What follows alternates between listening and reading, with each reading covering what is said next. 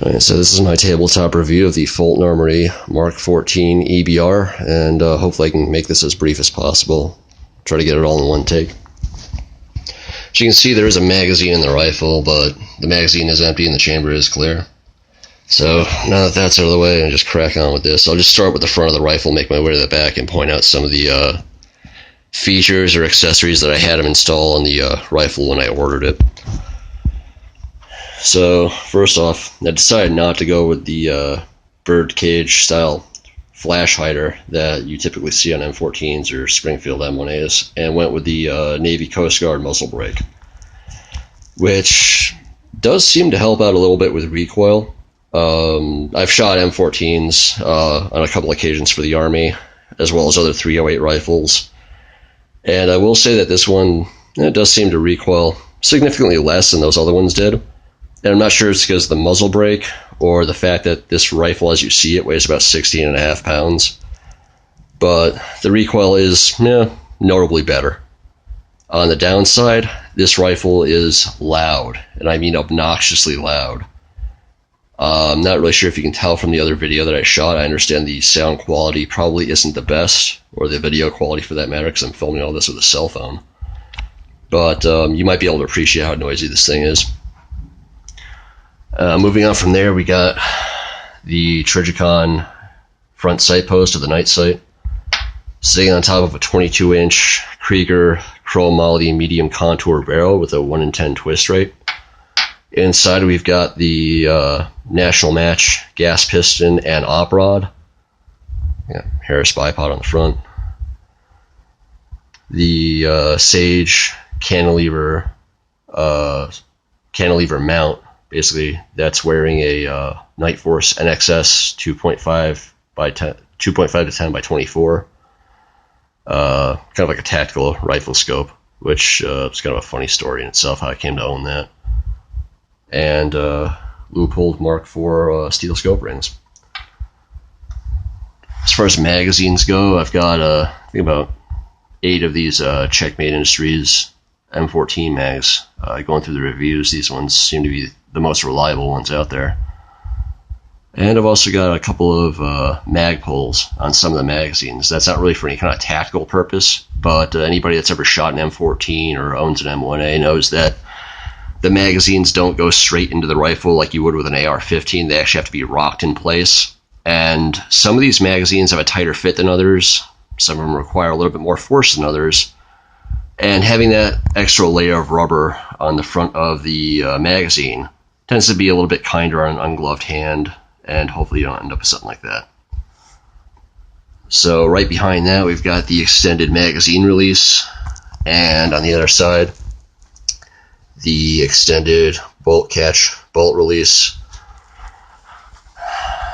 Mass grade trigger, I think made by either Sadlac or SEI, and it's pretty clean. I think it's about 3.5 to 4 pounds, just judging by how it feels, and there's very little take-up at all. You just a little bit of pressure, and it's a clean break.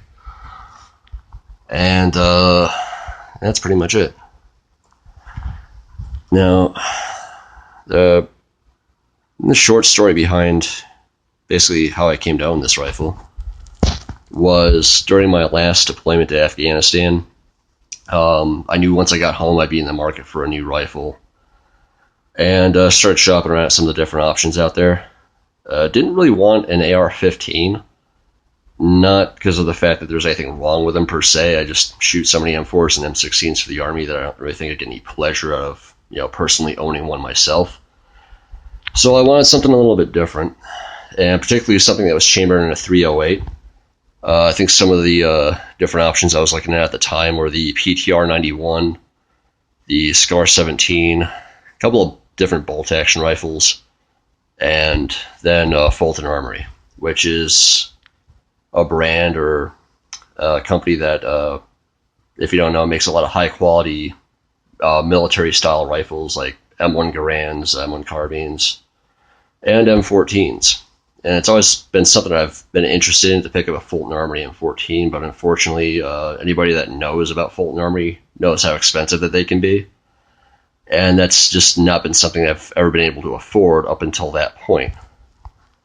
But while I had the money, I figured that was probably my best opportunity to get this rifle. I could probably drop $1,000 on PTR 91 with my tax returns.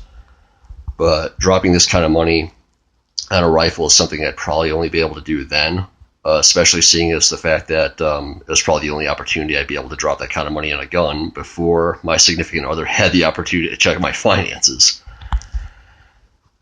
So, the other reason I chose an M14 or a Mark 14 is because being a squad designated marksman for the Army, this is something I'm probably going to end up coming across in the future in my career. Like I said, I've shot M14s a couple times in the past before owning this, and I just felt that it would, be useful or beneficial to become more proficient with that system.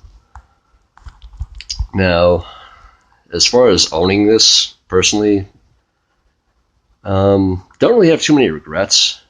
I mean, other than the fact that it's insanely expensive, but personally I think it was worth every penny. But there are times where it becomes kind of a pain in the ass owning this thing. Probably because of the fact that here in northern New England, there's not really a whole lot of places that you can really stretch this thing's legs. I mean, this is probably capable of shooting very accurately out to 800 meters, possibly 1,000.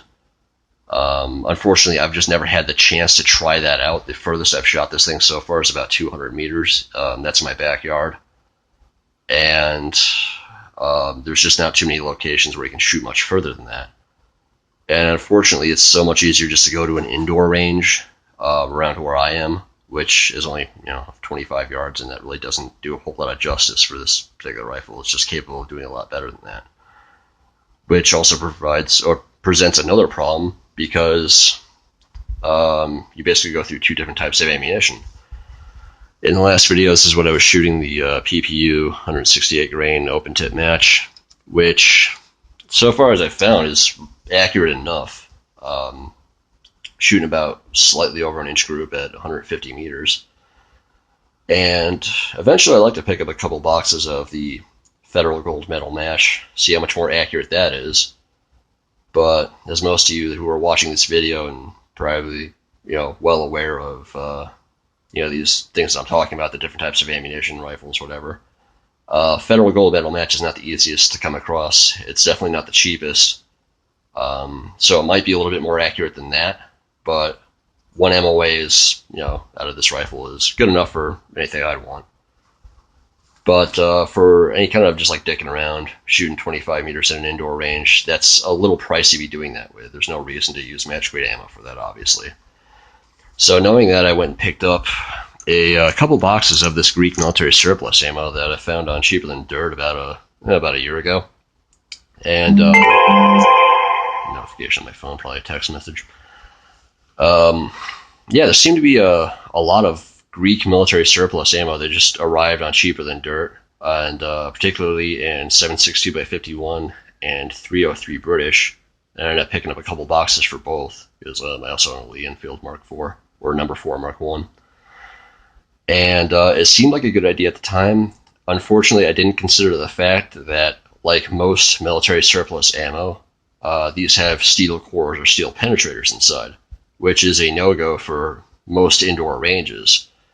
Especially most of the ones that I go to that'll actually take a magnet to any rifle cartridge that you intend to shoot there. And as you can see here, it does not pass the test. So the third option was just basically any bargain Walmart ammunition that I tend to come across from time to time. This is basically the same thing as the M80 rounds that I just showed you, this 147 grain 308. And unlike the military surplus rounds, these ones should be just fine for shooting at any indoor range. So, other than that, I'm not really sure what else to say about this particular rifle.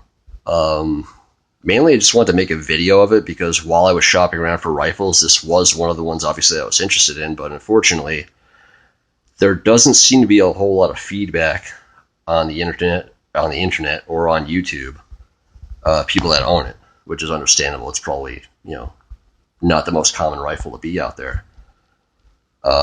So I just decided to post a real quick video of it in case there is, somebody else just like me who was considering buying this thing, and possibly some of the suggestions that I could recommend. Unfortunately, most of them will probably try to steer you away from buying this thing. It is an incredible rifle. I've never had an issue with it. I've never had any malfunctions. It's accurate as hell. But unfortunately, for the kind of money that you're going to invest in something like this, you probably could pick up something that is just as accurate, just as reliable, just as fun to shoot in every single way for a fraction of the price. Again, the only reason that this rifle is now sitting in my living room right now is because I just wanted it. Simply that. I just wanted a good quality M14, or an example of an M14. Maybe that's second kind of cool, I guess. But yeah, that's basically what you're gonna get if you really want to go that route. It's expensive as hell. Kind of a pain in the nuts sometimes to actually get the most out of this rifle, what it can offer. But it's a blast to shoot. I'm absolutely in love with it. So I guess as a final side note, as far as my channel goes anyway, this isn't really a channel that I'm planning on making into like a gun review channel. I know there's a lot of those online already. I'm not trying to compete with any of those. But if I do have the time to basically run a YouTube channel just for, like, posting up whatever guns I intend to shoot, or just me dicking around in my backyard firing off these things that you've already seen. And if you do have any suggestions or recommendations, things you want to see me cover, if you have any questions about anything, particular types of ammunition, different rifles, shooting tactics, whatever. I don't claim to be a subject matter expert on any particular topic, but by all means, I'll try to answer any questions you have to the best I can. And I'll try to basically try to tend to any requests that you might have if you want me to review any particular features, or basically anything at all. I'll try to make it as interactive as possible if I've got the time to do so. So until the next video, shoot safe, shoot straight, and have a nice day.